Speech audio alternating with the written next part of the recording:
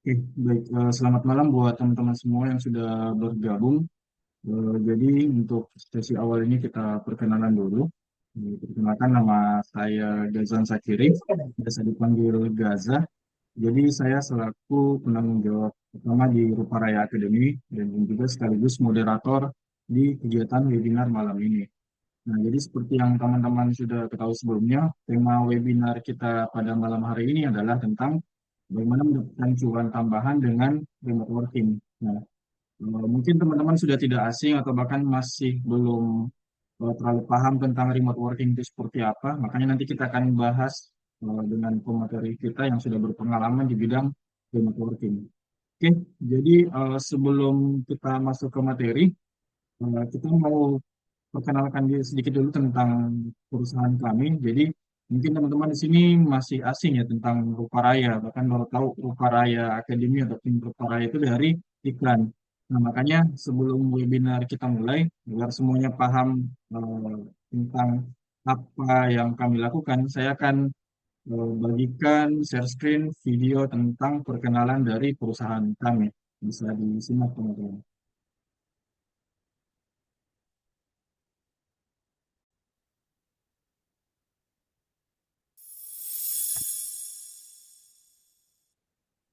Maaf, suaranya aman ya? Oke. PT Ruparaya Indonesia merupakan perusahaan produksi konten CG berupa gambar, animasi, dan VR bagi developer perumahan di Jepang. Saat ini, perusahaan kami berpusat di Kota Makassar dengan 3 kantor produksi serta staf yang berjumlah lebih dari 140 orang. Klien kami seluruhnya merupakan developer perumahan di Jepang. Kami menangani lebih dari 2.000 rumah dalam 1 tahun. Kami percaya, kami adalah perusahaan nomor 1 di Indonesia yang berfokus pada produksi konten CG khusus bagi developer perumahan di Jepang.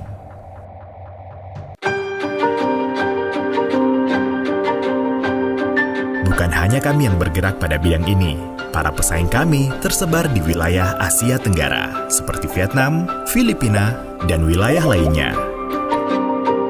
Kami menargetkan menjadi perusahaan nomor 1 di Jepang pada bidang ini. Usaha dan kerja keras yang kami lakukan selangkah demi selangkah telah mengantarkan kami menjadi lebih dekat pada mimpi tersebut. Kami selalu dituntut untuk dapat bekerja berdasarkan standar kerja dan budaya masyarakat Jepang. Hal ini disebabkan tingginya tuntutan kualitas produk oleh perusahaan Jepang. Dibutuhkan pemahaman yang mendalam tentang teknologi, pengetahuan arsitektural, etika bisnis, budaya, dan mindset. Kami memberi pelajaran secara terus-menerus dan menyeluruh kepada setiap karyawan di perusahaan kami guna meningkatkan kepercayaan dari mitra kami.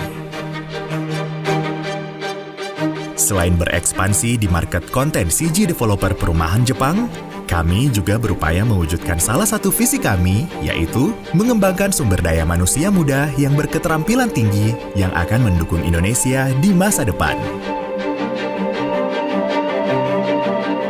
Ada begitu banyak kendala yang ditemui oleh para fresh graduate saat mencari pekerjaan. Mulai dari sulitnya menemukan informasi hingga menerima pekerjaan yang tidak memiliki hubungan sama sekali dengan latar belakang dan jurusan selama menempuh pendidikan. Data yang dirilis oleh Badan Pusat Statistik pada tahun 2023 melaporkan tingkat pengangguran terbuka atau TPT Agustus 2023 sebesar 5,32%. Oleh karena itu, kami mengadakan program internship Ruparaya guna membekali generasi muda dengan keterampilan praktis, pendidikan, mindset, dan etika bisnis yang selama ini kami gunakan dalam bekerja sama dengan perusahaan Jepang. Terdapat 100 orang lebih berpartisipasi dalam program ini setiap tahunnya. Pengetahuan dan pengalaman yang didapatkan diharapkan dapat berguna untuk mengembangkan karir mereka di masa mendatang. Ada 2 syarat untuk berpartisipasi dalam program ini. Semester akhir bagi siswa yang masih aktif dan mendapatkan rekomendasi dari sekolah. Bagi yang telah lulus dari sekolah ataupun universitas dalam kurun waktu 3 tahun terakhir juga dapat mengikuti program ini. Melalui pelatihan selama 6 bulan, peserta program internship akan belajar bagaimana mempersiapkan diri menjadi karyawan siap kerja, kemampuan berpikir dan memecahkan masalah, kerja sama tim, dan etika bisnis berdasarkan standar dan etos kerja masyarakat Jepang. Dari sisi teknis, setiap orang akan menggunakan PC dengan spesifikasi grafis terkini. Dimulai dengan pelatihan dasar, support produksi, selanjutnya bulan ketiga, keempat, dan seterusnya, Anda dapat menangani proyek sesungguhnya dari klien kami di Jepang. Ini memungkinkan Anda untuk berkembang selangkah demi selangkah, bahkan dari nol pengetahuan sekalipun. Kami telah menerima tanggapan yang sangat antusias dari para peserta yang berpartisipasi dalam program internship ini. Setelah mengikuti program internship di Ruparaya, luar biasa kaget dengan tingkat disiplin yang diterapkan di perusahaan, pengalaman yang belum pernah saya rasakan selama berada di sekolah, disiplin, on time, peduli sesama, kecepatan kerja, dan banyak lagi hal positif yang saya telah pelajari di sini. Selain belajar di kantor, kita juga belajar kerja sama tim melalui kegiatan outbound dan rekreasi perusahaan.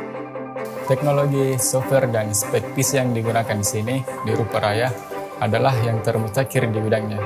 Ada banyak sekali skill dan aplikasi yang diajarkan di sini. Belajar beberapa bulan di sini membuat saya tiba-tiba punya kekuatan super. Menjadi tenaga freelance di Ruparaya merupakan suatu kesempatan dan tantangan tersendiri bagi saya. Kemampuan yang tinggi, performa terbaik, dan tanggung jawab terhadap proyek adalah hal yang wajib saya miliki. Senang bisa terlibat komunikasi langsung dengan klien kami di Jepang. Saya dapat mengetahui kebutuhan serta harapan mereka. Hal ini banyak mengajarkan saya akan pentingnya kepuasan pelanggan dan terus memberikan yang terbaik. Semua itu bisa terwujud berkat kerja sama tim yang solid. Saya alumni program internship PT Ruparaya Indonesia. Saya angkatan pertama dalam program ini. Di akhir program, saya mendapat penghargaan sebagai salah seorang peserta terbaik di angkatan tersebut. Kemudian perusahaan merekrut saya.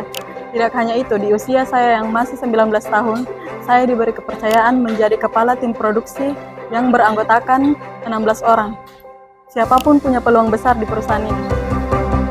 Setiap peserta yang telah menyelesaikan program hingga akhir akan mendapatkan sertifikat. Kami berharap ilmu dan pengetahuan yang telah didapatkan di PT Ruparaya Indonesia akan bermanfaat dalam kehidupan Anda. Jika Anda senang dan memiliki keinginan untuk bekerja bersama kami, peluang untuk bekerja sebagai tenaga kontrak ataupun karyawan tetap terbuka luas. Faktanya, lebih dari 90% karyawan dan pekerja lepas kami yang bekerja sebagai kreator adalah lulusan internship. Kami bercita-cita menjadi perusahaan produksi nomor 1 di pasar konten residensial Jepang dan akan terus mendukung pembangunan masa depan Indonesia dan masa depan cerah generasi muda. Kami sangat menantikan partisipasi Anda dalam program internship Ruparaya.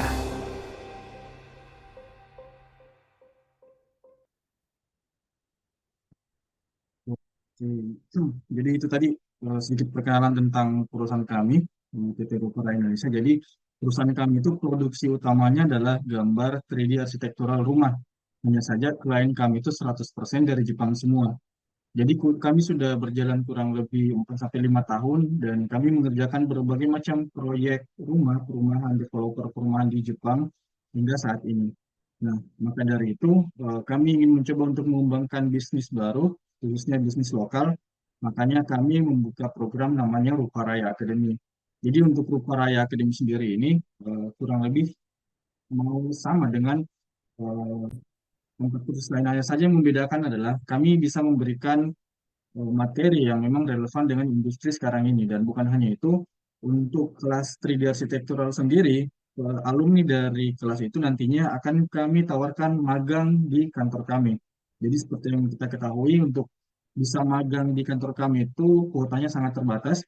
Kami hanya menerima siswa yang sudah MOU dengan sekolah-sekolah yang ada di Sulawesi Selatan.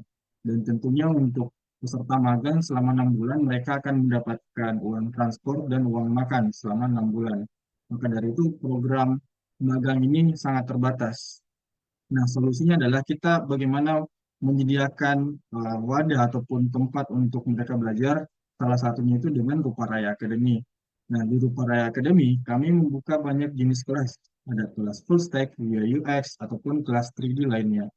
Nah, nantinya ketika teman-teman mempunyai basic skill ataupun sudah upgrade skill, nantinya akan diberikan semacam project freelance, lemparan freelance dari kami. Nah, hanya saja untuk saat ini kelas yang kami buka itu masih terbatas, tapi tidak menutup kemungkinan kami akan membuka kelas-kelas lain untuk pengembangan soft skill. Jadi buat teman-teman yang ingin tahu lebih dalam tentang Kuparaya Academy, itu bisa langsung follow Instagram kami atau follow kami juga di TikTok dan juga YouTube. Nah, jadi basis kami sebenarnya ada di Makassar, tapi untuk Rupa Raya Indonesia sendiri kami sudah juga membuka cabang di Semarang, di Kantor Semarang. Jadi buat teman-teman yang domisilinya ada di Semarang ataupun dekat dengan Semarang, nanti bisa jalan-jalan juga di kantor kami yang ada di Semarang. Oke, jadi itu mungkin perkenalan singkat dari Rupa Raya Academy. Nah, jadi kita langsung saja untuk ke materi. Sebelum kita mulai, saya mau perkenalkan sedikit dulu tentang pemateri kita. Jadi namanya adalah Kak Alim Arif Perkasa. Jadi beliau merupakan uh, full stack web developer juga di salah satu startup di Malaysia. Jadi beliau ini sudah berpengalaman kurang lebih 10 tahun di bidang web developer. Jadi buat teman-teman yang mau bertanya tentang full stack ataupun di luar dari full stack, misalkan kayak tentang front end, back end, atau hal apapun itu bisa nanti bertanya di grup. Oke, jadi untuk mentor kita sendiri ini berdomisili di Makassar. Namun untuk saat ini Kak Alim sendiri tuh sampai sekarang masih bekerja sebagai remote working. Nah, jadi ini akan kita share nantinya bagaimana pengalaman, tips, dan gambaran ataupun hal apa yang bisa dilakukan sehingga kita semua nantinya itu bisa mendapatkan pekerjaan remote. Nah, jadi silakan teman-teman nanti dipersiapkan pertanyaannya. Untuk materi sendiri nanti akan langsung dibawakan oleh mentor kita berupa PowerPoint dan setelah itu nanti akan ada sesi tanya jawab. Jadi harapannya adalah di webinar ini nantinya teman-teman bisa lebih aktif untuk berdiskusi ya meskipun kami sudah mengumpulkan berbagai macam pertanyaan di form yang sudah ditulis tapi saya rasa teman-teman masih punya pertanyaan lain dan itu bisa langsung ditanyakan nanti di sesi tanya jawab. Oke, jadi mungkin itu saja untuk sesi perkenalannya. Untuk materinya akan saya serahkan langsung ke pemateri kita, Kak Alim. Waktu dan tempat dipersilakan. Oke, Assalamualaikum warahmatullahi wabarakatuh. Oke, oke. Jadi sebelumnya perkenalkan, nama saya Alim. Saya saat ini bekerja sebagai asisten manajer atau biasa dibilang lead untuk tim full stack di salah satu startup di Malaysia namanya Agent to You. Oke, saya di situ manage tim untuk tim full stack-nya. Jadi lebih ke uh, ngoding juga ada, tapi manage tim juga ada. Untuk sekarang ini timnya ada beberapa dari Indonesia dan ada juga beberapa orang Malaysia. Jadi bukan hanya orang Indonesia saja yang di dalam timnya. Oke, mungkin itu sedikit pengenalan. Kemudian untuk slide ini sebenarnya cuman pengantar saja. Kita mungkin akan banyak nanti di sesi diskusi. Jadi ini cuma untuk pengantar gambaran untuk supaya nanti pada saat masuk ke sesi tanya jawabnya bisa lebih enak. Oke, saya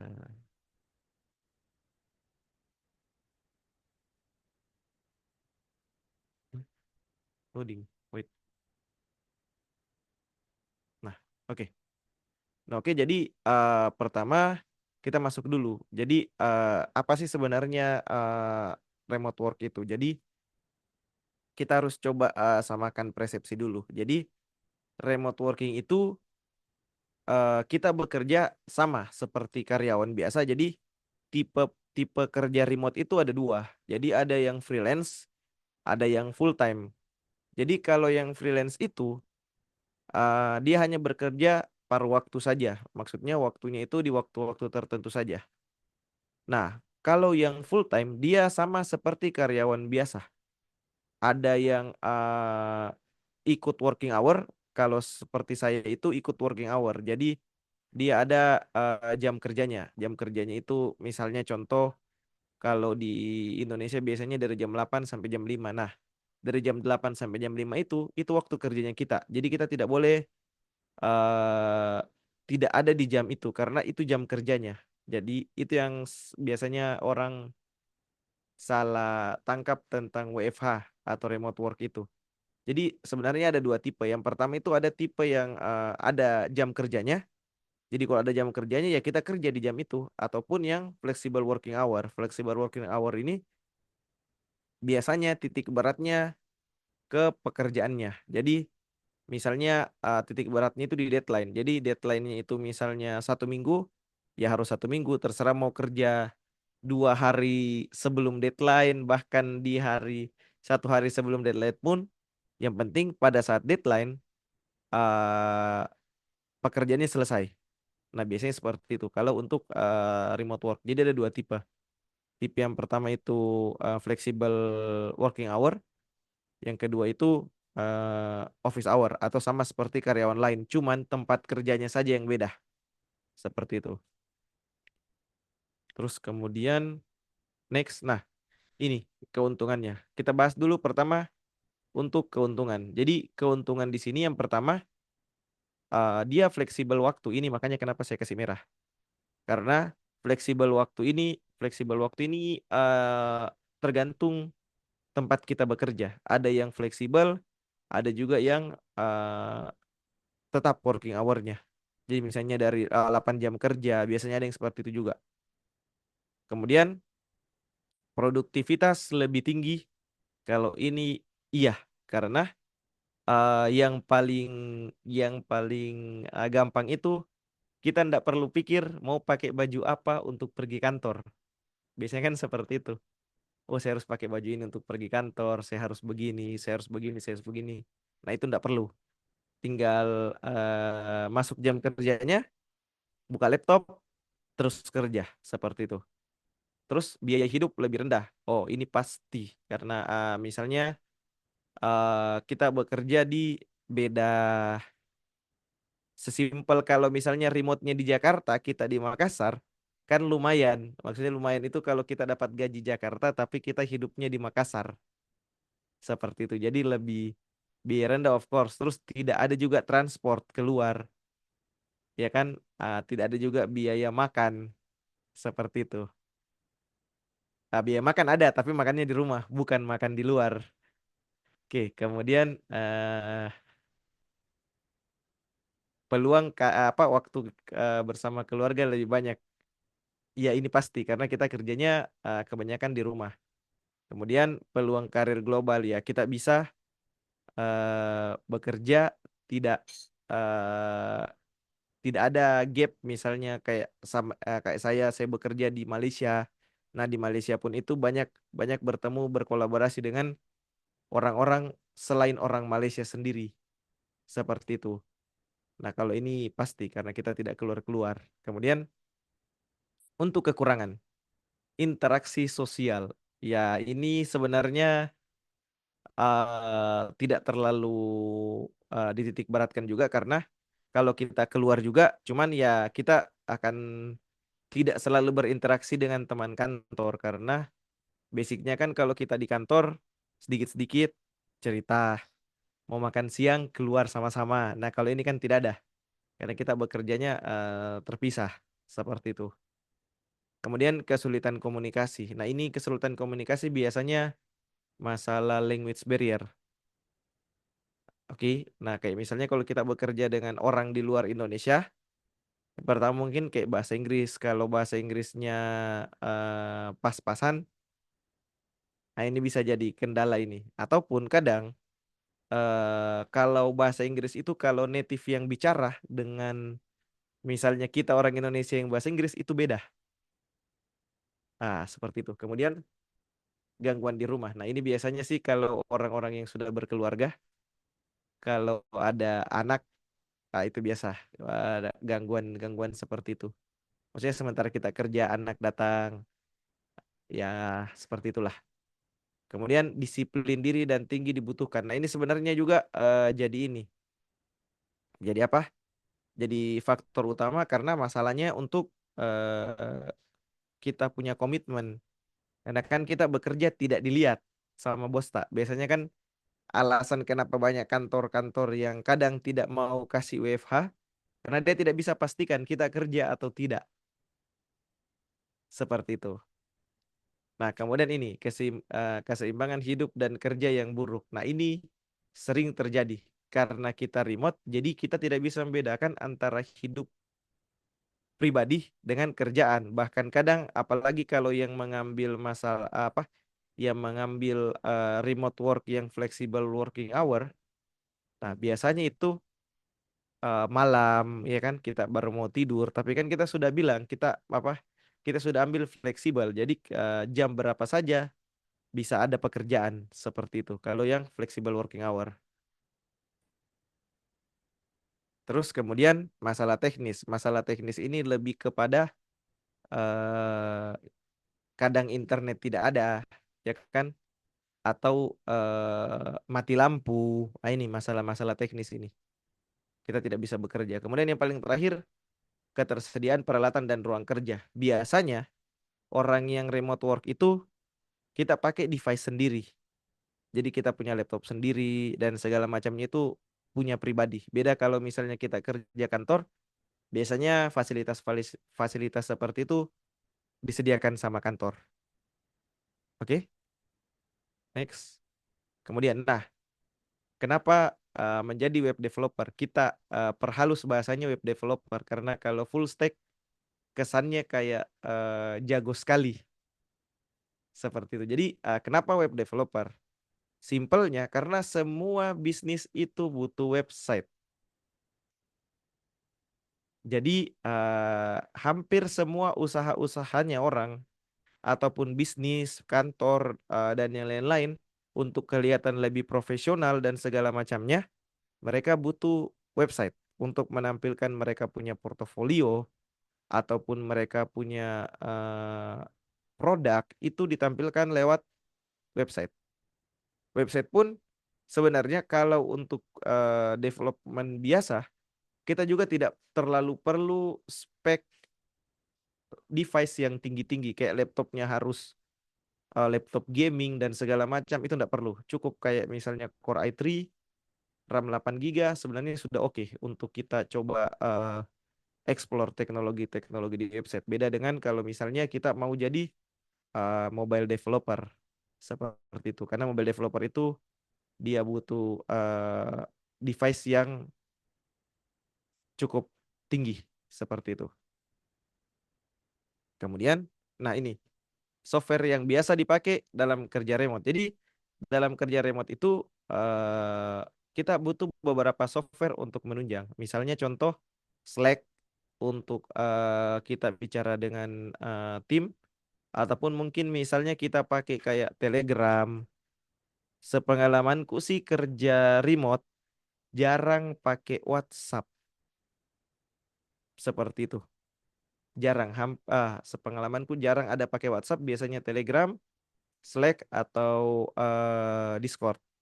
Kemudian untuk meeting biasanya kita pakai Zoom atau yang lain lah kayak Google Meet. Kemudian manajemen project kita pakai Trello atau Asana. Jadi ini dia kayak Kanban. Jadi di situ nanti kalau misalnya ada pekerjaan baru, kita akan di-assign di situ ada kartunya, tiketnya.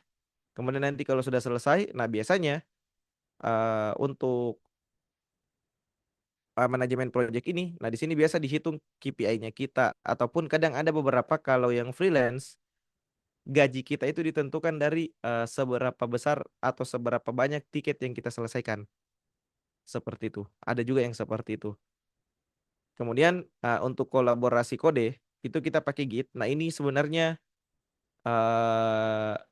salah satu tools yang paling membantu untuk kita ketika jadi programmer ataupun web developer dalam bekerja secara remote pun, karena tanpa perlu ketemu atasan kita atau SPV atau leadnya itu bisa ngecek kerjaan lewat Git, karena dari Git bisa kelihatan histori perubahan file, apa-apa file yang berubah, diedit dan segala macamnya bisa kelihatan di sini. Jadi leadnya leadnya pun tidak perlu bertanya, bilang ini bagaimana, ini sudah sejauh mana progres. Dia tinggal lihat di Git-nya, nanti akan kelihatan progresnya seperti itu. Kemudian untuk produktivitas ini Google Workspace biasanya kalau ada dokumen atau ada data itu biasanya kita pakai ini karena Google Workspace ini yang paling enak karena boleh bisa sharing seperti itu. Kemudian, nah paling ini tips dalam bekerja remote. Jadi paling penting sebenarnya untuk teman-teman yang mau terjun ke dunia remote, yang paling penting pertama itu adalah membangun portofolio. Membangun portofolio ini eh, bisa contohnya misalnya buat website. Jadi nanti ditampilkan di situ apa-apa yang pernah dibuat. Kemudian kalau misalnya ada testimoninya dari klien, itu bisa dipasangkan. Bikin websitenya nggak perlu susah-susah, harus bikin apa namanya, harus bikin yang kayak bagaimana, nggak perlu. Cukup misalnya teman-teman pakai kayak WordPress ataupun misalnya pakai pakai Wix atau yang teman-temannya itu, yang penting teman-teman bisa memperlihatkan bahwa misalnya saya eh, sudah jago di bidang ini, sudah hebat di bidang ini, seperti itu. Kemudian menguasai skill yang dibutuhkan. Nah, ini sebenarnya teman-teman riset. Jadi misalnya teman-teman mau eh, kerja kerja remote di luar negeri contohnya misalnya. Nah, teman-teman harus lihat karena sama seperti di Indonesia, di luar pun sebenarnya mereka punya tren teknologi. Contoh misalnya di Indonesia kan programmer PHP itu masih banyak peluangnya. Oke. Nah, kalau misalnya kayak saya di Malaysia pun trennya hampir sama. Di Malaysia pun trennya hampir sama, banyak mencari programmer PHP. Kemudian ataupun misalnya contoh misalnya kebanyakan kan yang mau jadi programmer itu eh, apa suka anime, suka yang berbau-bau Jepang. Nah, itu kan sebenarnya bisa dilihat. Oh, di sana lagi tren apa? Oh, misalnya lagi trennya bahasa pemrograman kalau misalnya backend Python atau misalnya oh ternyata kalau di front end banyakan pakai React dengan Vue. Nah, fokus belajar yang ini. Jadi tentukan dulu fokusnya mau kemana. Seperti itu. Jadi kita bisa siapkan skill tak sesuai dengan target yang ingin kita kejar. Seperti itu. Terus kemudian aktif dalam komunitas online. Nah, ini juga yang sering saya terapkan dan beberapa kali mendapat job opportunity-nya dari komunitas online. Misalnya contoh di Facebook itu banyak. Misalnya kayak PHP Indonesia, Laravel Indonesia, ataupun yang lain. Ataupun bisa kayak di Stack Overflow. Di Stack Overflow itu ada apa namanya? Ada sharing-sharing job juga. Kemudian yang paling sering saya pakai sekarang itu di Telegram. Jadi di Telegram itu ada banyak komunitas-komunitas IT di dalam Telegram. Kayak misalnya untuk misalnya mau belajar JavaScript, mau belajar Laravel, Python, Golang, itu ada banyak di situ. Dan ada pun bisa mereka biasanya bagi opportunity karena kan sekarang ini saya tidak tahu sih, tapi kebanyakan lebih aktif komunitas online-nya. Terus yang paling terakhir mungkin ya ikuti influencer. Ikuti influencer di sini dalam artian kita bisa lihat, oh ternyata sekarang teknologi yang lagi hype itu yang ini. Misalnya kayak ikut atau ada case-case tertentu lah. Misalnya kayak programmer zaman now ataupun misalnya sekolah coding. Nah, yang kayak begitu itu kan biasa mereka bahas-bahas tentang case-case yang ada di realnya ataupun mereka kadang share pembelajaran. Jadi yang kayak seperti itu. Nah, yang paling terakhir mencari pekerjaan remote. Jadi mencari pekerjaan remote ini ada beberapa situs saya pasang di sini. Ada We Work Remotely, kemudian ada remote.co atau pakai LinkedIn. Nah, dari pengalamanku juga yang saya dapat pekerjaan yang sekarang ini itu dari LinkedIn. Oke. Nah, kelebihannya sebenarnya pakai LinkedIn adalah jadi LinkedIn ini sosial media, tapi khusus untuk profesional sosial apa profesional sosial media. Nah, Di LinkedIn ini kita bisa buat profilnya kita semenarik mungkin. Karena di LinkedIn ada banyak pencari kerja. Jadi ada pencari kerja, ada HR dari perusahaan. Mereka juga akan mencari talent di LinkedIn. Kalau dia dapat secara profilnya kita bagus, biasanya mereka akan langsung kontak. Ataupun kita bisa cari di LinkedIn di bagian jobnya. Jadi kita bisa cari dan daftarnya tidak terlalu susah karena ada fitur isi apply. Jadi dia akan ambil data dari LinkedIn-nya kita, kemudian tinggal next saja. Nanti tinggal tunggu. Kalau kita dirasa sesuai, kita akan dihubungi. Dan LinkedIn pun ada filter untuk cari pekerjaan remote. Jadi lebih enak. Kita pun bisa langsung mencari tahu, oh perusahaannya bergerak di bidang apa dan segala macamnya. Di LinkedIn enaknya seperti itu. Ataupun kita bisa connect ke orang-orang yang sekiranya kita apa? Sekiranya kita tertarik. Misalnya, oh saya tertarik mungkin bekerja di bidang apa seperti itu. Oke, saya coba cari orangnya di LinkedIn. Kemudian saya connect untuk lihat. Siapa tahu nanti mereka ada bagi opportunity dan lain-lain. Oke, mungkin seperti itu. Itu pengantarnya. Nah, mungkin untuk selanjutnya saya apa? Saya sampaikan saya selanjutnya ke Kak Gasa. Oke, terima kasih. Oke, baik Kalim. Jadi terima kasih atas pemaparannya. Nah, itu tadi teman-teman sedikit tentang pemaparan gambaran tentang kerjaan remote seperti apa. Nah, jadi seperti yang sudah disebutkan tadi, untuk materinya itu cukup padat, singkat, namun jelas. Nah, ini kita akan mau banyak diskusi sama teman-teman. Jadi silakan teman-teman, kalau bisa yang mau bertanya, raise hand.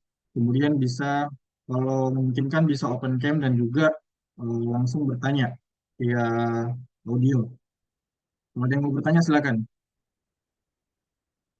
Kita utamakan dulu yang teman-teman yang mau bertanya langsung via on cam atau via audio.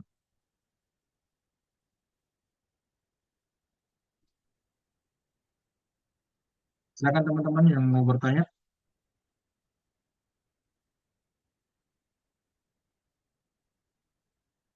Oke, ada Farid Saiful. Silakan, Kak Farid. Baik Kak, terima kasih sebelumnya untuk waktunya. Saya mau bertanya untuk apakah kalau yang untuk di luar negeri kayak gitu, remote itu harus memang wajib punya skill kayak framework gitu ya? Terima kasih. Oke, kalian silakan. Oke, nah untuk skill ketika bekerja di luar negeri sendiri sebenarnya framework itu tidak require sebenarnya. Cuma biasanya itu dibutuhkan untuk standar kode. Eh, jadi biasanya ataupun kadang kita masih mengurusi legacy system. Jadi biasanya kan kalau orang baru mulai bisnis kan dia buat aplikasi, biasanya mereka tidak pikir dulu frameworknya apa dan segala macam. Nah biasanya mereka hanya buat tapi ngetes dulu pasarnya ini laku ndak. Nah biasanya mereka buat saja. Kadang-kadang pakai framework, kadang tidak pakai framework. Yang penting laku dulu ini barang. Nah kadang kan aplikasi-aplikasi ini masih masih harus di maintain. Nah makanya tidak tidak tidak require. Tapi sebaiknya kalau kita sudah bisa bekerja tanpa framework, harusnya ke framework tidak susah. Seperti itu. Karena kan itu basicnya. Jadi kalau kita sudah bisa tanpa framework, harusnya aman. Bekerja dengan framework pun aman. Tinggal buka dokumentasinya, belajar sedikit. Sudah oke lah. Apalagi kan eh, bisa jadi cepat belajar karena ada sekarang kayak AI yang bantu Ki untuk catch up kan. Jadi tidak terlalu. susah lah untuk di bahagian itu, saya rasa. Karena dari pengalamanku pun seperti itu. Oh, oke, itu tadi jawabannya Kak Farid. Semoga terjawabkan. Oke, selanjutnya, oh ini ada juga pertanyaan di chatroom dari Fitra Ariandi.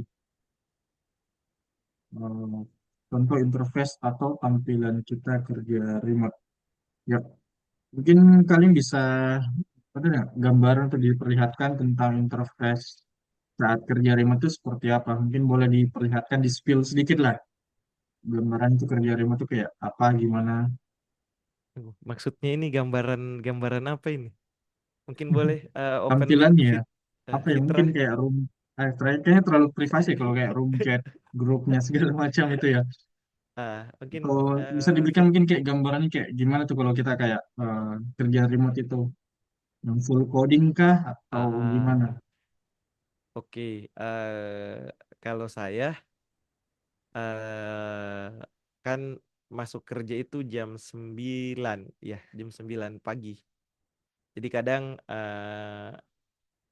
bangun tidak tidak apa namanya kan di rumah saja, jadi tidak perlu ganti baju atau apa, langsung buka laptop kerja. Terus biasanya kita ada meeting pagi. Jadi meeting pagi itu apa yang akan dikerja hari ini. Terus nanti biasanya di sore itu kita ada eh, review apa yang dikerja, ada masalah kah tidak. Kemudian biasanya kalau di tempatku kerja itu kita ada Zoom. Jadi kalaupun ada apa-apa yang mau didiskusikan langsung, tidak lewat chat, bisa lewat Zoom langsung. Ataupun biasa kita ada pair programming itu jadi kita lewat Zoom. Karena timnya pun tidak apa tidak duduk tidak di satu tempat sama-sama karena untuk yang di Malaysia mereka onsite di sana, khusus untuk yang di Indonesia saja yang remote seperti itu.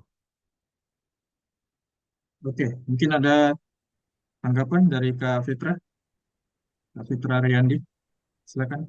Oh, halo. Ya, Eh, Assalamualaikum warahmatullahi wabarakatuh. Bang, ya. itu saya mau nanya soal interface kerjaannya. Misal kita itu ada waktu, dikasih waktu kah, kayak waktu countdown gitu untuk bekerja, atau mungkin by project, atau apa gitu untuk yang mengawasi kita kerja, tetap bekerja gitu dianggap sama mereka begitu loh. Oke oke ini yang saya lupa tadi. Oke. Jadi untuk kerja remote sendiri itu jadi ada beberapa apa? Ada beberapa tipe sebenarnya. Jadi ada yang kalau saya jatuhnya sebenarnya full time.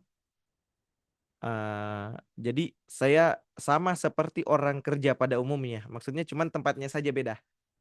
Jadi saya kerjanya di rumah, tapi ikut ada jam kerja. Kemudian ada aplikasi untuk HR-nya untuk absensi. Kalau yang di tempatku, jadi bukan yang time tracking. Adapun beberapa yang pakai apa? Pakai aplikasi tracking. Jadi untuk yang pakai aplikasi tracking itu biasanya yang hitungan gajinya per jam. Jadi ada yang kalau saya pribadi, Kak, suaranya keluar mic. oke, kalau saya pribadi biasanya apa? Bukan biasanya sih kalau saya pribadi hitungan salary-nya itu langsung per bulan. Beda kayak kalau misalnya yang hitungan per jam. Kalau hitungan per jam itu biasanya mereka ada apa? Ada time trackingnya untuk tahu oh kita bekerja di jam itu. Nah itu biasanya. Jadi kalau yang pakai time tracking itu ada aplikasi diinstal. Kemudian setiap kerja time trackingnya dinyalakan. Karena kalau tidak nanti tidak akan dihitung sebagai waktu kerja seperti itu. Oke, Kak Fitra. Semoga itu menjawab pertanyaan tadi. Oke, tadi ada Sulkif ya yang bertanya, yang angkat tangan. Sulkif Renaldi. Ya, silakan. Iya, saya Kalung. Eh, mau Kak bertanya soal sebelum masuk kerja itu, sebelum melamar itu bisa dijelaskan apa-apa eh, contoh tesnya untuk menjadi seorang programmer begitu kali. Terima kasih.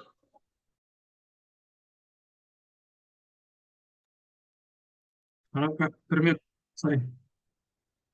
Oke. Nah, untuk tes itu sebenarnya beragam Ki.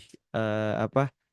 Tergantung perusahaannya. Cuman biasanya yang paling awal itu ini biasanya nah, nggak tahu kalau ada yang lain. Tapi kalau dari pengalamanku, biasanya pertama kita akan ditanya apa pengalaman kerja sebelum tak, terus pernah Ki buat apa, ya kan? Nah nanti kita presentasikan Mi apa yang pernah kita buat. Habis itu paling biasanya adalah tes yang relate dengan pekerjaan tak. Misalnya contoh yang kita lamar itu full stack. Nah biasanya tesnya itu berkaitan dengan full stack. Tergantung tergantung level yang kita lamar.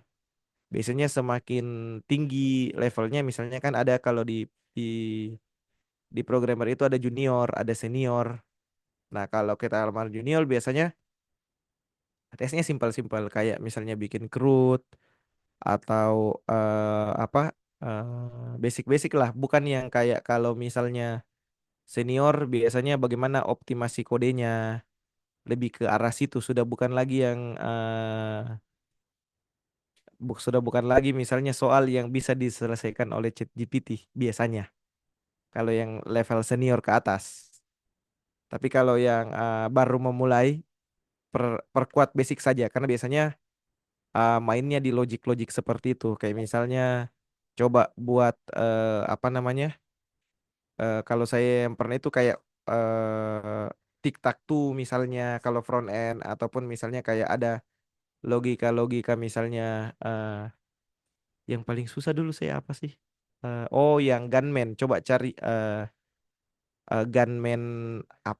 Saya lupa sih. Pokoknya dia kayak misalnya kalau ada dia pasang orang, kalau segaris lurus itu tidak boleh. Jadi dia siapkan ada kayak matriks. Kemudian nanti disusun matriksnya. Kalau misalnya tidak boleh angka yang sama itu sama berjejer kayak main sudoku kayaknya. Logika-logika seperti itu biasanya. Jadi perbanyak belajar logik-logik seperti itu sih. Tapi itu tergantung lagi. Kadang ada, Mbak, kadang ada yang lebih gampang dari itu, jauh lebih gampang dari itu. Kadang ada yang mirip-mirip seperti itu. Jadi usahakan banyak-banyak belajar logik saja seperti itu. Ataupun kadang ada yang soal-soal terkait matematika. Jadi matematikanya itu diimplementasi di codingan seperti itu. Biasanya kalau yang begitu perusahaan-perusahaan yang bermain di finance, itu biasanya banyak soal-soal matematika yang kita dikasih seperti itu. Oke Kak, solutif. Semoga itu bisa menjawab pertanyaannya. Oke, next di kolom chat ada dari Kak Arno. Menghadapi kendala dalam beda bahasa gimana Kak? Apalagi jika level kita masih fresh graduate atau junior tanpa pengalaman. Ya, mungkin bisa dijawab tentang kendala beda bahasa sendiri itu bagaimana? Oke, nah kendala bahasa, kendala bahasa. Oke, kalau dari pengalamanku, jadi saya bicara pengalamanku. Nah, saya ndak generalkan. Jadi kalau dari pengalamanku, kendala bahasa pasti ada. Terus kalau sekarang ini kendala bahasa kayaknya ndak terlalu, cuman biasanya seperti ini kendala apa bahasa itu kebanyakan bahasa Inggris. Saya pun sampai sekarang sebenarnya belum bisa bilang bahasa Inggrisku yang oke. Cuman biasanya ketika kita ketika kita bekerja atau komunikasi itu kebanyakan pakai prinsip I know you know. Oke, kalau kau paham, kalau dia paham saya paham, clear komunikasi. Biasanya seperti itu karena beberapa kali saya juga meeting dengan orang India. Kita tahulah orang India bahasa Inggrisnya seperti apa. Biasanya saya ketika meeting dengan ataupun meeting full English begitu, kadang kalau ada beberapa kosakata yang tidak tahu, saya standby Google Translate. Tapi kan paling tidak basic English sudah ada. Jadi paling tidak kalau ada kata-kata yang kita tidak mengerti, ya paling enak kan sekarang ada ChatGPT supaya jadi kalau kadang misalnya mereka pakai semacam slangnya di sana, nah kita bisa tanya ChatGPT ini maksudnya apa.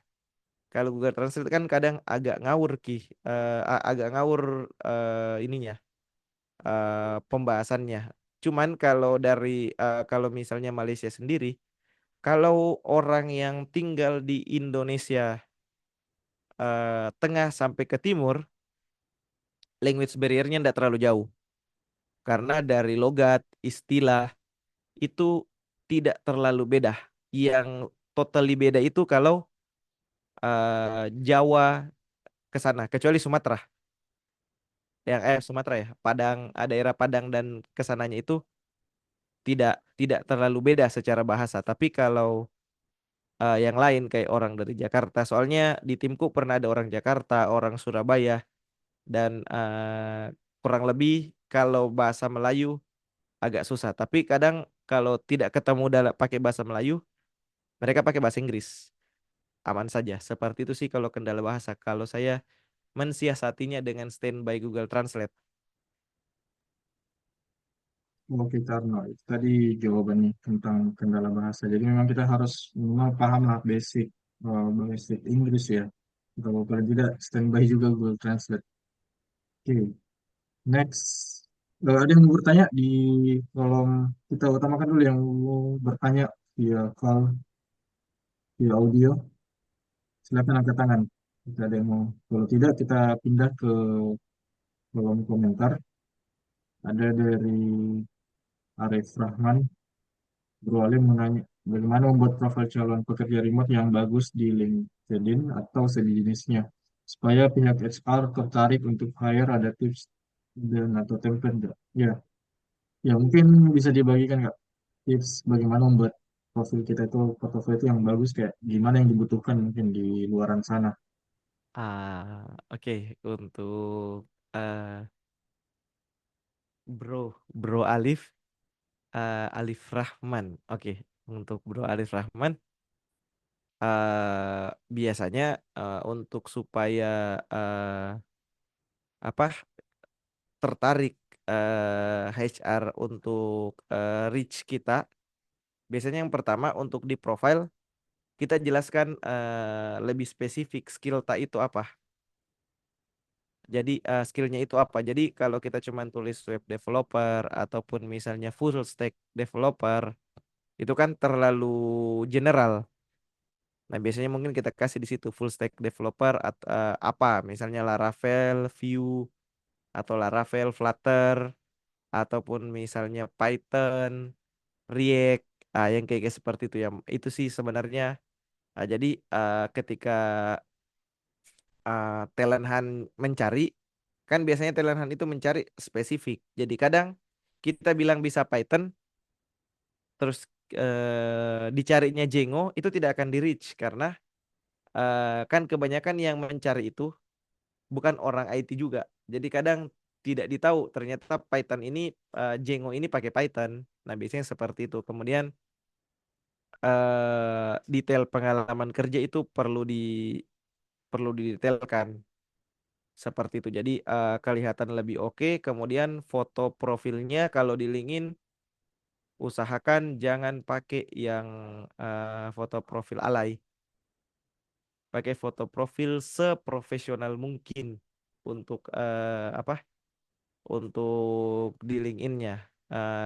Kemudian sisanya bisa kita kasih deskripsi sih apa ini. Terus kemudian kalau di apa? Di CV itu sebaiknya hindari yang pakai bintang-bintang ataupun pakai kayak progress bar.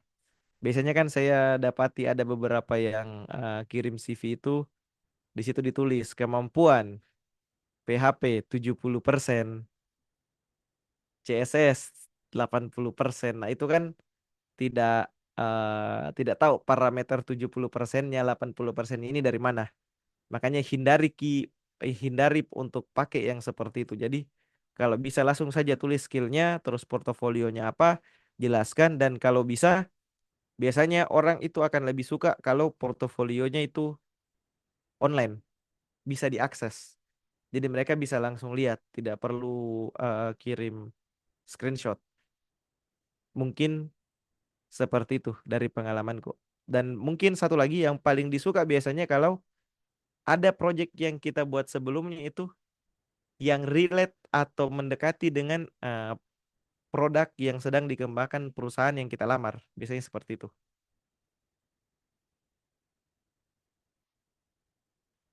Oke, itu tadi penjelasannya Kak Alif Rahman. Semoga bisa menjawab.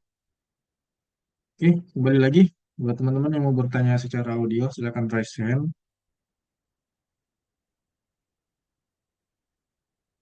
Oke, lanjut ke kolom chat. Ada Kak Fritz.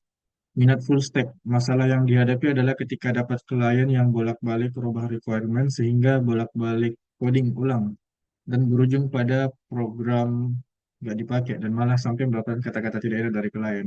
Nah ya mungkin ini bisa di-share juga ke Alim dalam hal remote-nya apakah pernah tidak mendapatkan pengalaman karena kan Kak Alim sendiri memang bergerak di bidang full stack developer ya pastinya pernah mengalami hal yang seperti ini. Mungkin bisa di-share juga.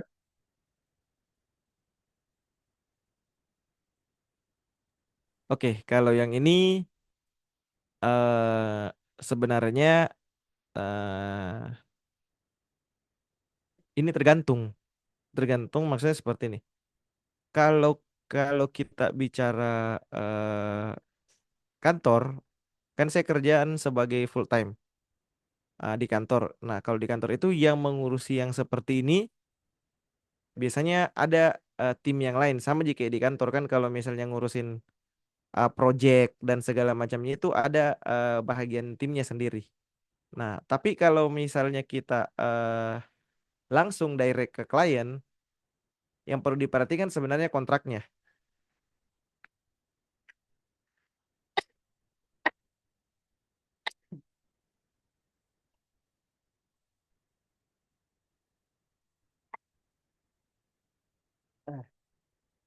Oke, sorry. Jadi yang pertama itu yang perlu diperhatikan adalah kontraknya. Jadi kita sebenarnya harus batasi. Kayak misalnya kan di sini kalau pertanyaannya sering ada perubahan requirement. Akhirnya bolak-balik aplikasinya tidak selesai. Nah, jadi yang perlu diperhatikan yang pertama itu adalah masalah kontrak. Jadi di kontraknya itu harus jelas. Kayak misalnya juga kita kerja remote, misalnya harus jelas di kontrak itu kita bekerja sebagai apa, ya kan? Scope kerjanya itu bagaimana? Kalau kalau di project ya kita harus tahu aplikasi yang kita membuat ini batasannya sampai di mana, fitur-fitur apa saja yang kita mau buat. Nah, kalau bisa itu ada prototype yang dibuat supaya kita bisa tunjukkan dulu ke klien nanti jadinya seperti ini. Nah, terkadang banyak kasus ketika kerja project mau secara remote ataupun tidak, mereka lupa untuk urusan-urusan legal seperti ini. Akhirnya perubahan kemana-mana. Nah, kalau ada kontrak ataupun prototype yang dibuat sebelumnya, kalaupun tiba-tiba ada perubahan requirement, ya bisa kasih lihat. eh, Maaf Pak, sebelumnya seperti ini. Kalau misalnya ada perubahan, ya kita selesaikan dulu ini, baru kita rubah. Ataupun kalau memang butuh dirubah di tengah-tengah, berarti akan ada kena biaya tambahan seperti itu. Karena kalau tidak seperti itu, skup kerjanya nanti akan menjadi lebih luas. Jadi kita tidak tahu ujung selesainya ini kapan. Seperti itu. Makanya perlu juga buat batasan-batasan untuk setiap pekerjaannya. Seperti itu. Apakah menjawab? Oke, itu tadi jawabannya Kak Fritz. Jadi ya buat teman-teman yang mau bertanya masih bisa. Jadi oke, Mas ada lagi. Ya, jadi teman-teman kan sudah didapat gambaran tentang kerjaan remote itu seperti apa, requirement-nya, segala macam. Nah, buat teman-teman yang memang mau serius, tentunya ini bisa menjadi peluang baru karena kerjaan ini kan sifatnya global dan saya rasa tidak ada batasan usia ataupun harus berpenampilan menarik. Yang dinilai adalah memang betul-betul skill dan portofolio yang kita miliki. Makanya untuk membangun itu semua memang perlu proses, perlu jam terbang, dan itu semua memang bisa dimulai dari sekarang. Misalkan kayak ya membuat portofolio kecil-kecilan, kerja tim, ataupun hal-hal yang bisa dipublish. Tentunya itu kan menjadi poin plus bagi teman-teman yang mau mencari kerjaan remote. Dan tentunya untuk bisa, kalau kita memposisikan diri sendiri sebagai perusahaan yang ingin meng-hiring orang yang kerjaan remote, tentunya kita harus melihat buktinya dulu. Apa yang sudah mereka lakukan, apa skill yang mereka miliki, apakah ini sudah bisa membuktikan tidak untuk proyek yang akan dikerjakan ke depannya. Makanya untuk pengembangan skill itu sangat penting dan saya harap teman-teman bisa lebih aware lagi tentang skill yang ingin dimiliki. Nah, jadi saya rasa di sini teman-teman tidak semuanya berlatar belakang IT, tentunya mungkin ada dari latar belakang lain dan mungkin tertarik ingin shift karir ke IT ataupun hal lainnya itu di sini kita bisa berdiskusi. Oke, kita masih buka lagi untuk si pertanyaan sebelum kita akhiri. Kalau masih ada mungkin yang teman-teman yang ingin bertanya, silakan bisa open audio atau di kolom komentar.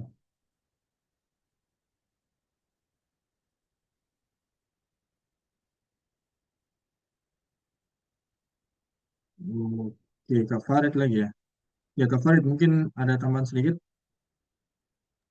Oh iya Kak, terima kasih waktunya. Mau nanya terkait untuk CV ini Kak.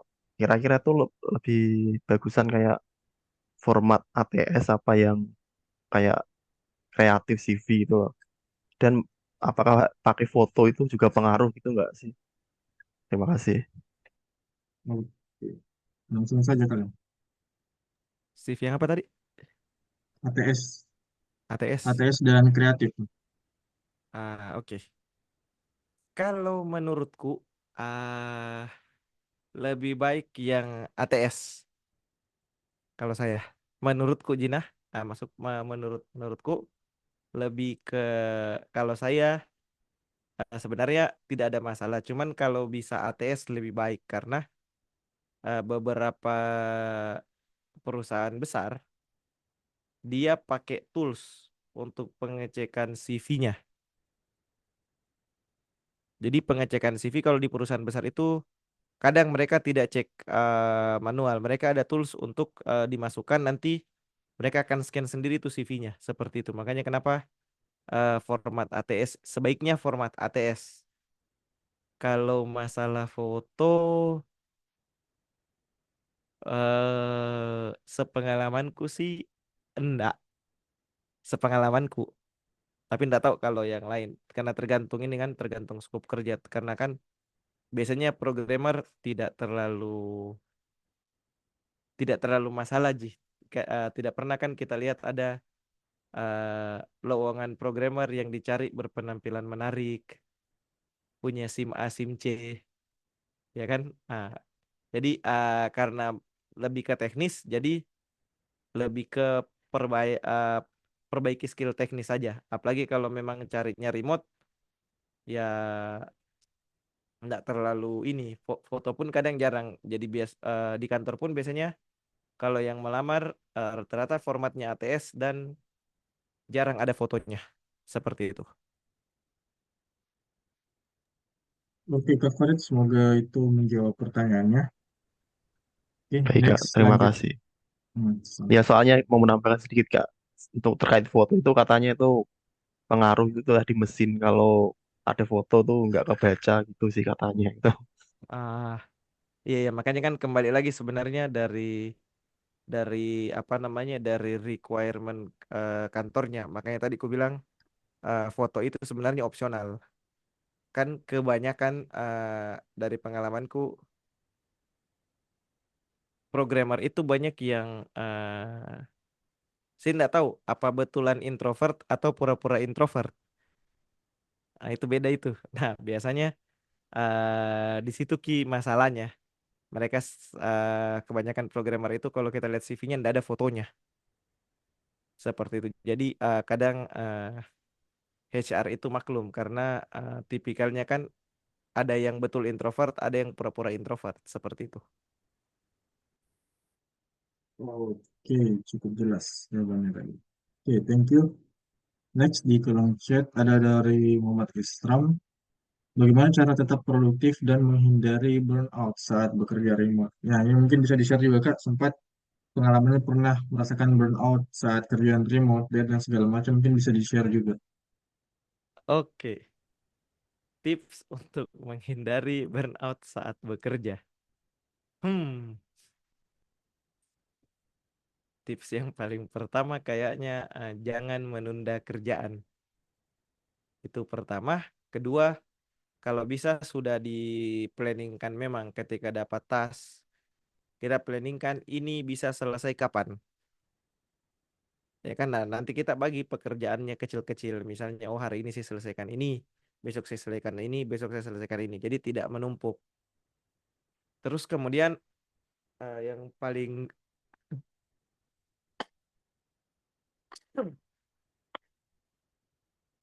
oke, mungkin yang apa yang paling penting lagi mungkin supaya tidak burnout, mungkin sesekali coba keluar. Maksudnya kalau kan kerja remote biasa kita di rumah atau bagaimana, kalau kita suntuk dan segala macam mungkin sesekali boleh coba keluar seperti itu.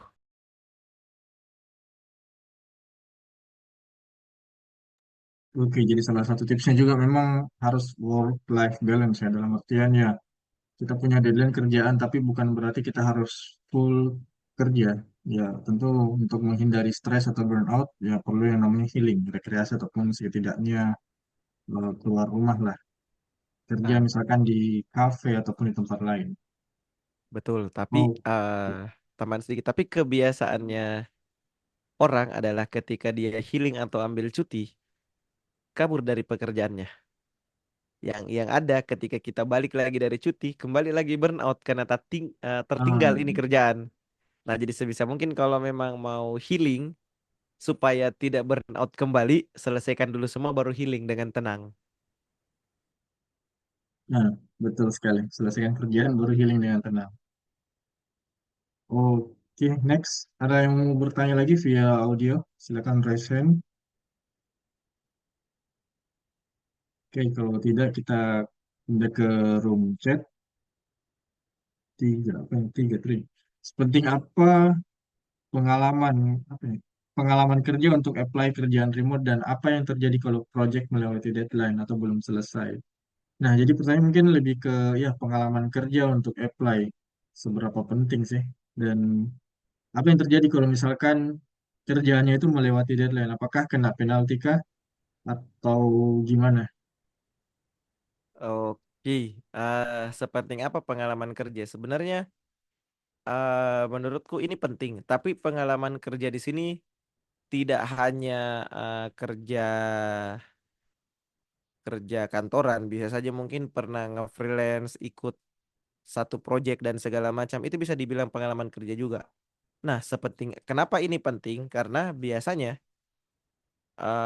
perusahaan yang mau kerja apa ya, mau cari pegawai yang kerja remote itu, biasanya mereka cari yang sudah ada pengalaman. Kenapa?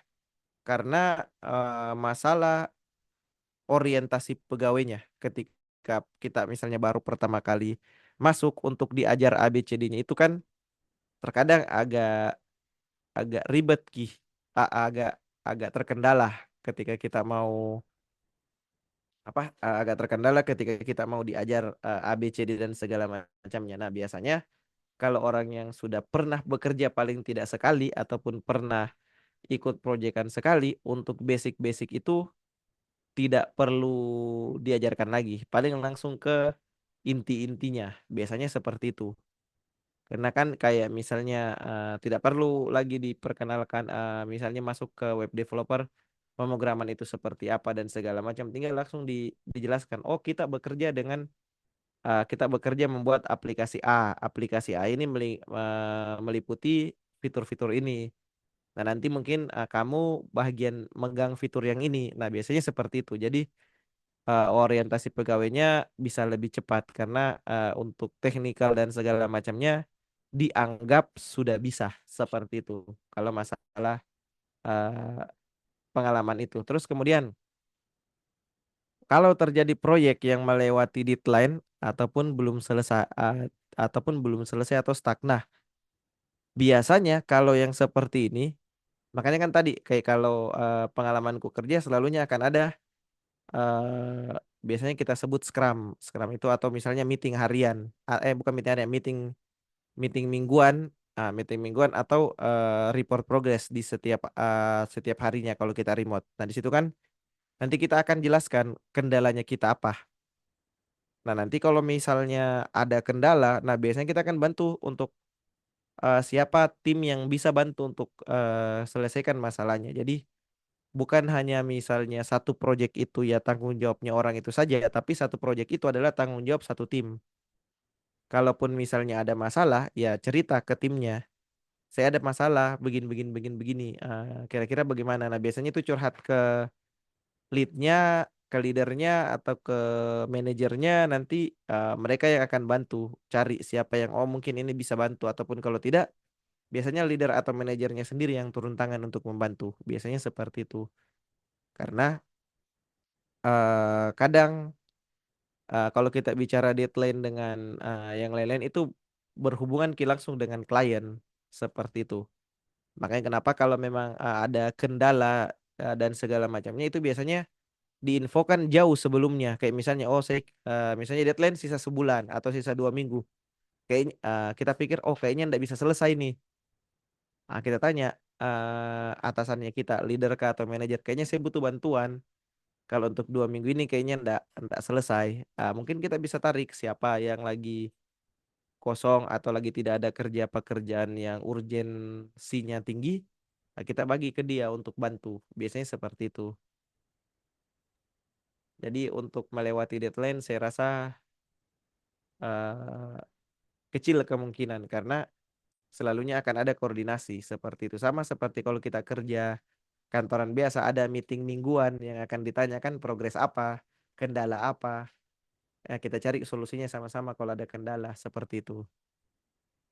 Ya, jelas sekali. Jadi itu tadi gambaran kalau kerjaan remote-nya dalam bentuk tim. Jadi kalau dalam bentuk tim, ya tentunya sudah ada koordinasi, komunikasi, dan juga tanggung jawab masing-masing job desk. Nah, beda mungkin halnya kalau misalkan solo karir ya sendirian. Nah, itu mungkin bebannya bisa jadi dilimpahkan ke kita sendiri karena tidak ada tim yang membantu kita. Makanya buat teman-teman mungkin nanti outputnya adalah kayak membuat komunitas remote working itu sangat bisa sekali. Hmm. Oke, sedikit tambahan biasa kalau begitu. Yep.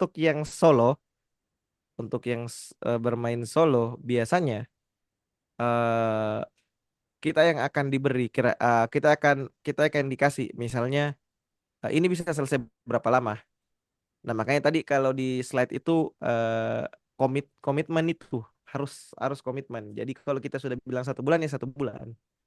Seperti itu. Makanya penting juga kita untuk bisa eh, mengatur, bisa melihat tingkat kesulitan dari sebuah pekerjaan. Jadi kita tidak hanya asal bilang 1 bulan, 2 bulan, tapi itu sudah perhitungkan juga. Jadi perhitungkan juga waktu istirahatnya kita. Jadi supaya berhubungan dengan pertanyaan sebelumnya tadi. Jadi supaya tidak burn out seperti itu. Oke, cukup jelas. Nah, apakah masih ada yang mau bertanya sebelum kita akhiri?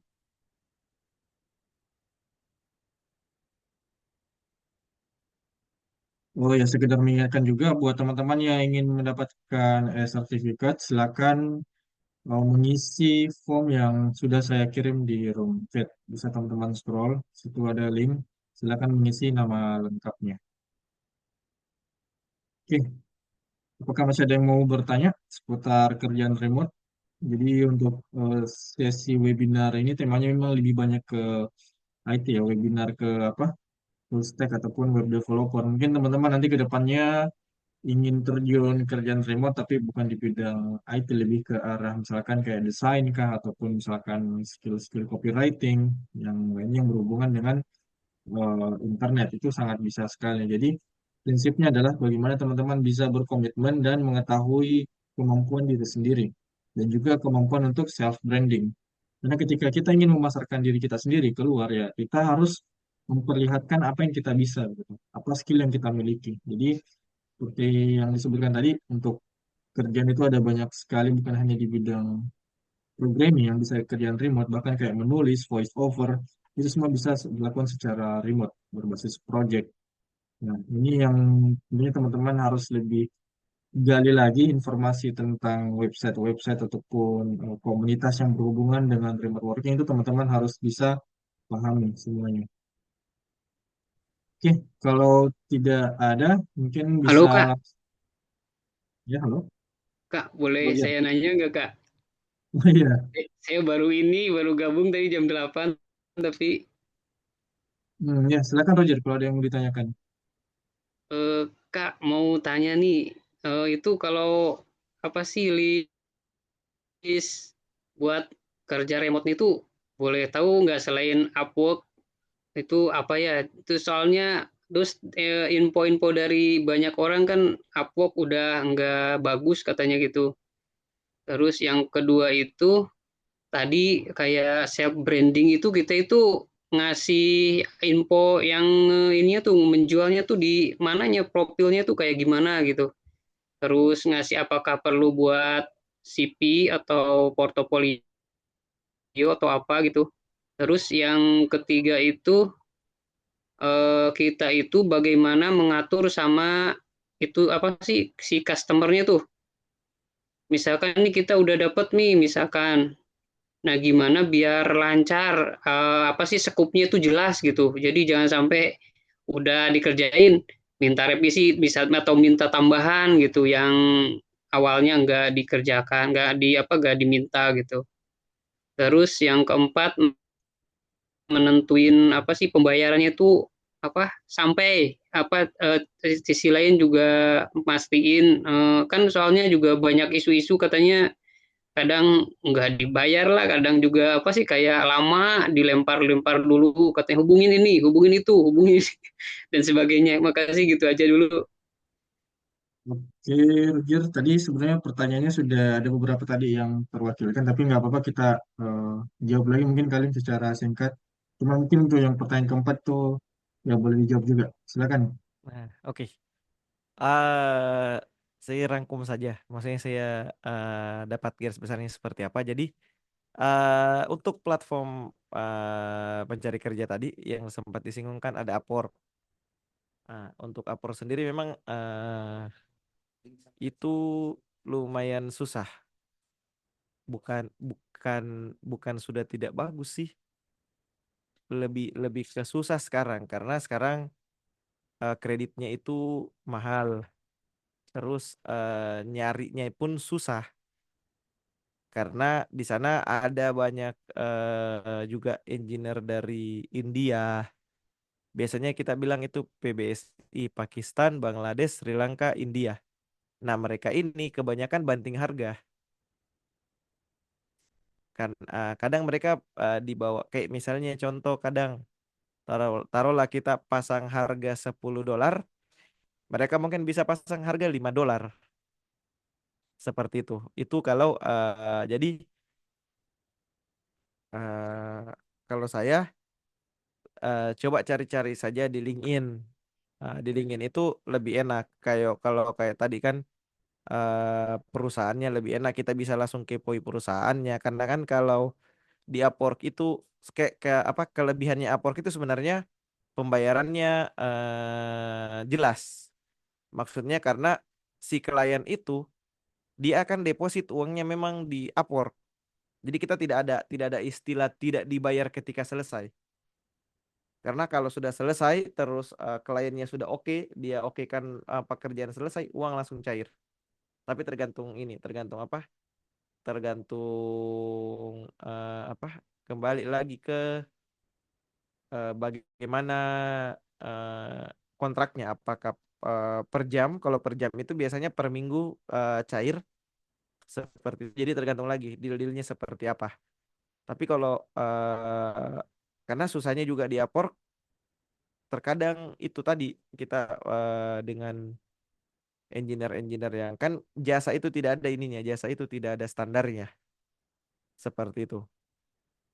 Kemudian untuk masalah profil untuk platform ini sebenarnya juga sudah banyak kerja remote selain Upwork ada banyak termasuk LinkedIn pun kita bisa cari di situ. Kalau di LinkedIn saya sukanya karena itu jelas profil perusahaannya seperti apa dan biasanya kalau di LinkedIn itu langsung ke perusahaan bukan ke pribadi kan kalau di Upwork itu bisa ada yang agency ada juga yang pribadi seperti itu. Kalau yang di LinkedIn kebanyakan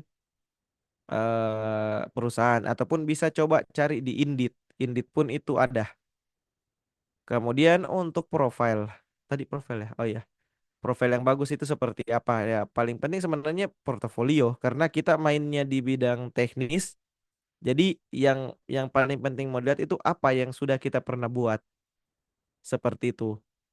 Jadi kayak yang sebelum ini juga saya tadi bilang paling enak itu kalau portofolionya kita mirip dengan produk yang dikembangkan perusahaan yang kita lamar. Kalau ketemu yang seperti itu enak sekali. Karena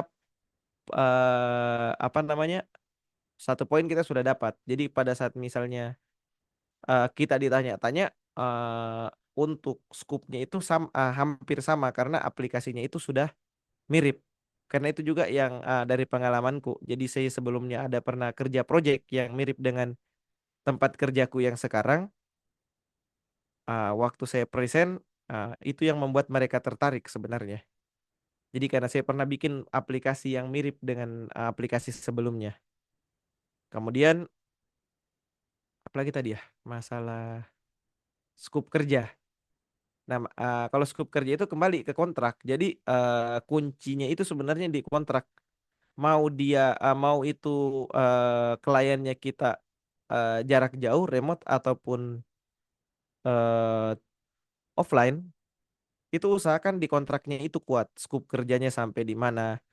Kalaupun memang mau lebih kuat, buatkan prototype pakai Figma kah atau Adobe XD atau Photoshop sekalipun, paling tidak ada gambaran di klien bilang seperti ini nanti aplikasinya jadi. Jadi kalau kliennya setuju, masukkan ke dalam kontraknya untuk telah disetujui dengan lampiran seperti ini.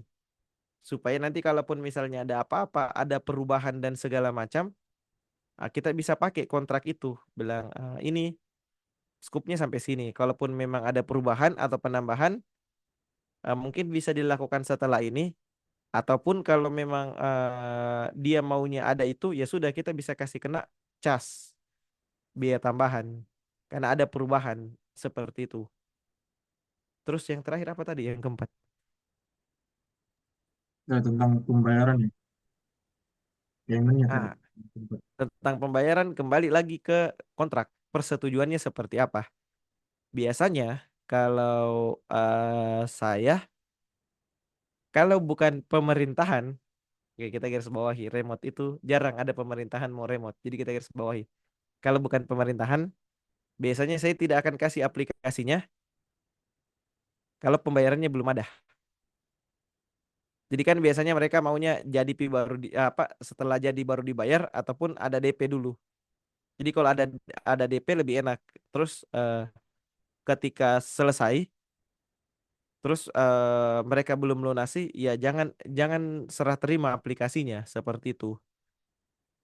Karena kan kalaupun ada di kontrak, ya kita bisa tuntut karena ada kontrak. Kalau misalnya di kontraknya bilang serah terima dulu baru dilunasi, ya tidak ada masalah. Yang penting kita punya pegangan. Kembali lagi ke poin yang ketiga tadi, kontraknya diperkuat. Jadi kalau sesuatu hal terjadi, nah kita bisa pakai kontrak itu sebagai dasarnya kita. Seperti itu. Gimana, Roger? Ya, nah, Roger, apakah sudah menjawab semuanya? Ya, sudah Om. Om, boleh tanya satu lagi Om? Om, ini apa sih ini tuh ceritanya mau gimana Om? Cuma sharing aja atau misalkan nanti ini kan ada embel-embelnya akademi ini namanya Rupa Raya Akademi. Atau mau ada ini apa membuat klub atau mau membuat ini apa itu namanya tuh kayak bootcamp mini bootcamp berbayar atau gratis itu. Mungkin bisa dijelaskan sedikit Om, soalnya saya ketinggalan kayaknya mungkin. Terus atau Oke. kalau misalkan ada apa akademi belajar gitu tuh bayarnya berapa gitu kalau boleh. Soalnya kalau sertifikat aja ya mungkin yang perlu silahkan sih. Kalau saya mungkin kalau misalkan nanti bisa apa sih gabung tapi apa langsung dapat kerja gitu. Misalkan ada apa sih belajar sampai dibimbing bisa dapat klien gitu kayaknya mendingan itu ikutan langsung itunya aja. Oke, itu untuk Terima jasa. kasih. Oke, baik. Terima kasih pertanyaan Roger. Jadi, betul. Untuk webinarnya sendiri ini memang kami pure mau sharing session dulu, mau lebih ke arah apa ya? Membuat exposure dari Ruparaya Academy ini lebih dikenal secara umum meluas. Jadi, ya mungkin karena Roger tadi telat, jadi di awal tadi kami sudah menjelaskan tentang apa itu Ruparaya, bergerak di bidang apa, dan program apa saja yang sudah dijalankan. Nah, kalau mau bertanya output dari webinar ini nantinya apa? Apakah hanya sekedar webinar setelah itu selesai atau ada lanjutannya? Nah, ini yang saya kembalikan lagi ke teman-teman. Jadi kami sudah akan buatkan grup di awal itu untuk sebenarnya bukan hanya untuk menyebarkan informasi tentang webinar, tapi bisa jadi untuk wadah diskusi teman-teman yang bertanya tentang seputar webinar. Nah, terus bagaimana kalau misalkan nanti ada project yang kami dapatkan? Nah, tentunya kan project itu harus dikerjakan juga oleh teman-teman dalam artian SDM yang mumpuni. Nah, terus nanti teman-teman bertanya, saya tidak punya skill, saya tidak tahu bagaimana cara membuat aplikasi segala macam. Nah, makanya kami di Ruparaya Academy itu membuka kelas pengembangan skill yang memang dibutuhkan oleh industri sekarang ini. Contohnya apa? Seperti yang saya sudah jelaskan tadi di awal, kami juga membuka kelas untuk full stack web development secara online dan juga offline. Nah, jadi untuk kelas offline-nya sendiri, kami ada di Makassar, itu sudah jalan batch 4, dan insya Allah bulan depan masuk ke batch 5, dan untuk kelas online-nya itu sudah sementara berjalan, itu secara online juga via Zoom. Jadi, buat teman-teman nantinya yang mungkin mau lebih fokus di bidang full stack, ya silahkan kita gabung di Ruparaya Academy. Nantinya pematerinya juga Kak Alim sendiri yang sudah berpengalaman di bidangnya. Nah, nanti ketika misalkan teman-teman sudah mengikuti kelas, apakah kami bisa menjaminkan teman-teman langsung dapat project ataupun langsung ditempatkan di pekerjaan ataupun di hal-hal lainnya? Ya tentu ini kembali lagi ke teman-teman. Dalam artian kami membuka link ataupun jendela supaya teman-teman bisa menjemput sendiri atau standby diberikan misalkan project yang kami dapatkan ke depannya. Nah, jadi buat teman-teman yang memang mau belajar dan serius di bidang full stack ataupun serius di bidang remote, silakan mengikuti kelas yang kami sediakan, yaitu kelas full stack ataupun nanti kelas UI UX. Itu yang kami buka saat ini memang masih fokus ada dua. Kelas UI UX itu memang masih secara offline, tapi nanti kami akan buka secara online. Jadi saya jelaskan sedikit saja sekaligus promosi kelas ya. Jadi di kelas full stack sendiri, teman-teman akan diajarkan tentang fundamental Laravel menggunakan bahasa pemrograman PHP dari nol. Jadi teman-teman yang memang dari basic yang tidak punya sama sekali skill di bidang IT, yang penting paham dalam menggunakan komputer ataupun laptop, itu sudah bisa mengikuti kelas ini. Karena levelnya sendiri untuk kelas ini itu masih level pemula, masih basic. Jadi buat teman-teman yang betul-betul masih kosong itu bisa mengikuti kelas ini nantinya. Nah, jadi untuk kelas online-nya sendiri akan kami buka sebulan sekali. Jadi dalam satu batch itu mungkin terdiri dari sekitar 10 orang lah, 10 atau belasan orang. Nanti teman-teman bisa merasakan langsung bagaimana membuat aplikasi dari nol hingga siap develop dari nol. Nah, untuk harganya sendiri bisa terbilang cukup terjangkau.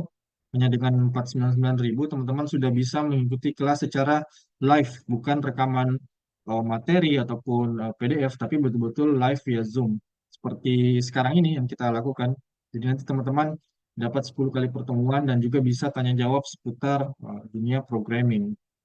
Nah, untuk teman-teman yang ada di Makassar ataupun sekitarnya juga bisa mengikuti kelas kami secara tatap muka langsung offline di kantor kami. Sekarang kami pindah di Jalan Adi Aksa di Office 2. Jadi teman-teman nanti yang domisilinya masih di Makassar ataupun gua sekitarnya itu bisa juga datang ke tempat kami untuk melihat-lihat kelas apa saja yang sedang dijalankan. Nah, dan juga nantinya itu ada kelas UI UX buat teman-teman mungkin yang tertarik mendesain aplikasi mobile. Mungkin saya kayak tidak suka coding, tapi saya suka desain dan saya mau kerjaan remote dalam UI UX. Tentunya itu bisa. Teman-teman ada banyak sekali jenis lowongan pekerjaan yang dilakukan secara remote di bidang IT, terutama di bidang desain. Nah, jadi buat teman-teman juga yang tertarik untuk ikut UI UX itu bisa gabung di kami dan kelasnya juga secara tatap muka, secara offline maupun online. Nah, nanti ke depannya itu akan ada banyak kelas-kelas lain, ada kelas Flutter, ada kelas bahasa Inggris, public speaking, dan lainnya. Ini masih awal ya teman-teman. Jadi nanti ke depan apakah kami akan buka bootcamp tentang kerjaan remote ataupun hal lain, nanti kita akan lihat dulu ke depannya. Kami masih sementara meriset apa kira-kira hal yang bisa kami berikan nantinya untuk SDM di Indonesia. Karena harapannya memang bagaimana kita bisa memajukan SDM yang ada sekarang ini, apalagi selama teknologi sudah sangat berkembang, saya rasa kita akan sangat tertinggal ketika misalkan kita tidak menguasai salah satu skill saja di bidang IT, entah itu di bidang programming, desain, ataupun hal-hal lainnya. Jadi buat teman-teman yang punya akses untuk eh, internet, saya rasa itu sangat mubazir kalau teman-teman hanya gunakan sebagai kayak media sosial atau entertainment, tapi tidak belajar dengan sungguh-sungguh. Karena kedepannya di masa depan itu ya tantangan kita ya AI ataupun orang-orang lain yang sudah paham tentang penggunaan teknologi kita akan kalah kalau misalkan tidak belajar dari sekarang. Jadi saya harap teman-teman di sini dengan berbagai macam latar belakang, mungkin ada yang siswa, mahasiswa, guru, dosen, itu bisa melihat ke depan bahwa perkembangan teknologi itu sudah sangat cepat dan kita juga harus bisa mengikutinya dengan cepat. Oke, jadi itu mungkin tadi eh, cara dari pertanyaannya. Oh iya, data engineer belum ada ya. Oke, jadi untuk data engineer sendiri belum kami buka. Nanti insya Allah kami akan pertimbangkan untuk buka misalkan kelas data analis atau data engineer. Itu nanti silahkan pantengin saja di Instagram kami di Rupara Academy. Nantinya kami akan update kelas-kelas apa saja yang ada. Nanti kedepannya kami juga akan buka kelas 3D arsitektural, eh, ya, desain grafis ataupun hal-hal lain yang berhubungan dengan bidang desain ataupun hal lain di luar dari IT seperti misalkan kayak bahasa Inggris, public speaking itu insya Allah akan kami buka secara offline maupun online. Kami juga nanti akan melihat dari segi pasar mana tren pekerjaan yang paling diminati saat ini, yang paling dicari. Ya, bisa saja kami akan buka kelasnya kalau memang banyak peminatnya, ya tentu kita akan pertahankan kelas tersebut. Dan saya harap di grup yang kami buat itu bisa menjadi wadah untuk diskusi nantinya ke depan. Diskusi dalam artian ketika misalkan ada informasi tentang kerjaan remote, ya misalkan kayak teman-teman dapat kerjaan remote, tapi tidak bisa dilakukan sendiri, butuh teman. Ya saya harap nanti di wadah itu teman-teman bisa saling bertukar informasi, bertukar kontak bahwa ada loh kerjaan remote yang bisa kita kerjakan bersama nantinya. Jadi itulah sedikit gambaran output ke depan setelah webinar ini. Oke. Oke, masih ada mungkin sebelum kita akhiri. Oke, jadi untuk teman-teman yang masih mau bertanya, silakan nanti langsung saja bertanya di grup. Nanti Kak Alim insya Allah siap bantu jawab. Oke, mungkin kalau dari Kak Alim sendiri ada closing statement sebelum kita akhiri. Oke, paling kalau terakhir dari saya, paling tidak kalau mau bekerja remote adalah beberapa juga perusahaan di Indonesia, cuman Indonesia sendiri sudah jarang sih sebenarnya untuk remote sendiri. Kalau di luar eh, masih banyak karena alasannya itu sebenarnya masalah operasional. Kan ada perbedaan mata uang. Jadi biasanya gaji orang luar itu lebih inilah, lebih agak murah menurut mereka. Walaupun untuk kita di sini terkesan banyak seperti itu karena itu juga harus disesuaikan karena kita tinggalnya di Indonesia seperti itu. Jadi untuk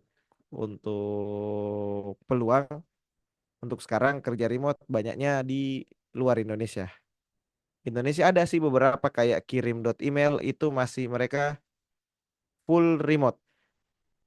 Nah, seperti itu. Jadi lebih apa namanya? lebih enak lah karena sekarang kalau mungkin untuk awal mungkin coba cari-cari negara yang dekat dengan kita, Singapura, Malaysia, yang maksudnya juga secara budaya tidak terlalu jauh, jam kerja pun enak. Kalau misalnya mereka pakai jam kerja kan, jam kerjanya tidak jauh kayak kalau Malaysia Singapura itu masih sama-sama +8 ya. Mungkin kalau kekurangannya mungkin yang tinggal di Jawa mungkin lebih lebih apa lebih cepat mereka. Kalau kita mulai jam 8 berarti di sana jam 7. Paling yang itu sih masalah waktu, karena kalau sudah menyeberang jauh ke luar Asia misalnya kayak ke US itu kan plus minus UTC minus kayaknya. Pokoknya karena saya pernah ada pengalaman dengan US juga, start kerjanya jam 11 malam. Jadi seperti itu. Jadi beda-beda lah tergantung tempatnya. Kalau baru mulai kayaknya sebaiknya, ataupun misalnya mau cari sampingan kan, kalau mau cari sampingan sebaiknya cari yang kalau misalnya cari luar negeri, cari yang negara yang dekat-dekat saja. Biar secara waktu masih enak. Seperti itu.